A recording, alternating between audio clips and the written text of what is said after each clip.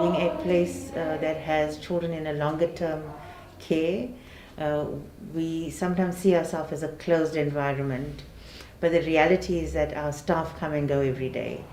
So we feel very vulnerable for our children because they need access to care. There's 24-hour nursing care that is needed, and so staff come and go daily. And so the impact has been on so many levels because we've had to do checks and balances on every entrance point, exit point to the children, towards their nutrition, towards their well-being, when they're taken to hospital, who actually comes onto the grounds, managing our staff so that they are well, so that they can care for the children. So on so many different levels, we've had to just think through everything that we do every day to make sure that we're ensuring safety for our children. Almighty God, we bow before your throne. We glorify. I was shocked and scared because, as I've heard on TV, on radio, they keep on saying people with diabetes and hypertension are more vulnerable for this, and then people are dying every now and then because of other illnesses besides COVID-19.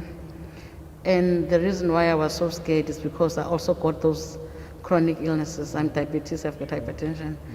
So I thought I was not gonna make it. I was scared. When you go to bed, you're worried if you're not gonna wake up. When you're facing the time of where you're supposed to go to bed, like for instance, after 10 o'clock at night, you think maybe you're going to have shortness of breath. You think of every symptoms that people have been mentioning out there. So you're always thinking that the shortness of breath will come, or I'm going to cough and I'm going to have high temperature, or if I'm going to have this and that. I think that was the horrifying time. I never experienced anything like that. 10, 20, 30, 40, 50, 60, 70, 70, 80. En dan moet daar 7 by kom. Ja, 1, 2, 3, 4, 5, 6, 7.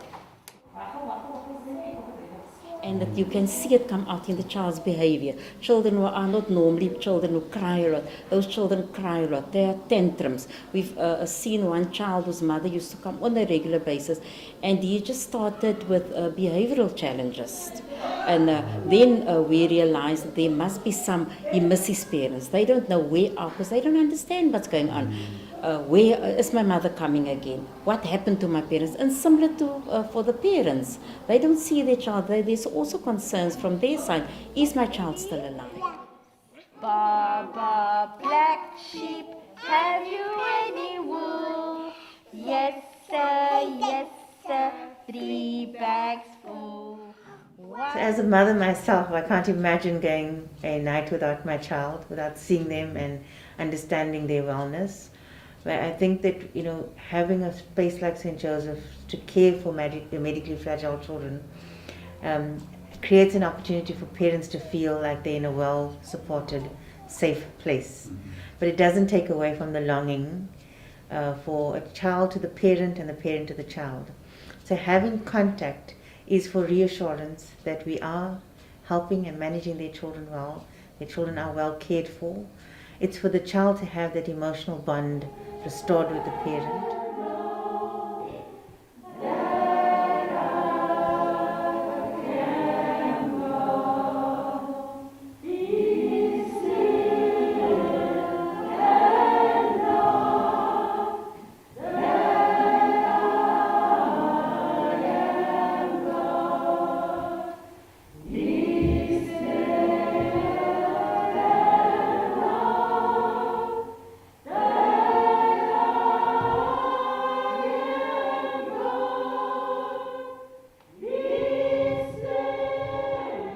Nurses can do just so much in terms of their daily care, all the rest of the staff, but you can't replace the bond of a parent to a child. So as much as we knew that this was very difficult, we also knew that in reintegrating and starting it up again, we had to take many precautions. But nothing can replace the parental love that is needed for children. The clinical team work together with the social workers, where we identify those specific patients who we see are now really presenting with behavioral problems, or the child has just become quiet. And then we had a conversation with the parent first and told the parent that we are going to allow you, we can allow you to come visit your child. And these are the processes that you have to go through. We are going to do a screening. We can only allow you to see your child for an hour and a bit. So an hour and a half at St. Joseph's Home. You will have to wear protective clothing, for instance, and the child will have to wear protective clothing. You will not be allowed to come into the ward. The nurse will take the patient out of the ward into a separate area. When you come to the gate, we will spray all your clothes before we put the protective clothing on. And some parents were really excited to see their child. And I mean, there were rainy weathers. But parents came, and we thought the parents were not coming. So that already shows you that the mother or the parent wanted to see my child. He wanted to see their children. Now we're putting the protective garments because the patient's mom is coming to visit. So we have to protect the patient and also protect the mother. So we have to put this gown on. I know it's a big size for him, but we had to adjust and cut it there, the bottom, so that when they do contact, so at least we know they are protective. So we're going to put everything, the gloves, as if he's going to perform a plastic surgery, maybe as a... And for prevention, we must wear our masks. Stop the spread of this disease.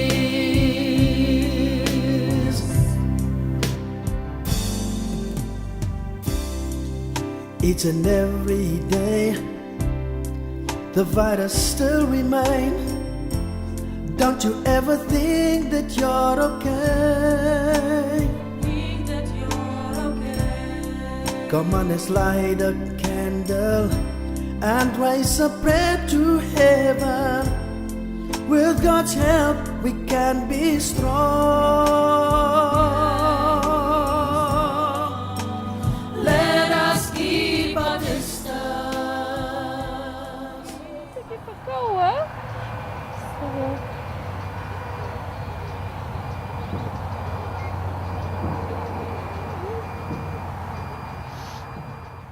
It was very, very sad for parents who come all the way, and the excitement that's already built up for the patient, if it's an older patient, or for the parent. I am going to see my child today.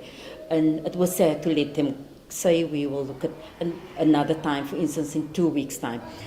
So that was in instances where the parent either had a high temperature or a cough or a sneeze, and where the risk to the home and the risk to the other patient is too high, and actually the risk to his or her child. I'm not going to see you today. In 2 weeks' time. Are you alright? Yes. So what are you doing now?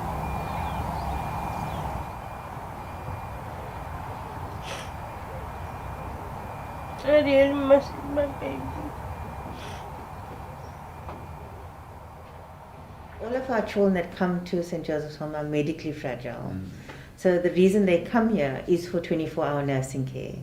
The highest proportion of our diagnoses is infectious disease. So they are medically very vulnerable, and they had higher risk if they have the virus to have more complications. So it is very important for us to take all the precautions to make sure that they stay safe, and so that we don't make their fragility worse than it is, and try to get them to a point where we can actually send them back.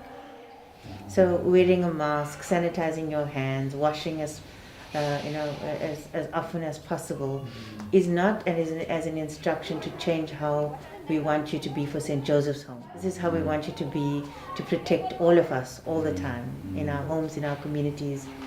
And we don't know how long the virus will be with us. And this is a change behavior that will protect us for the long term.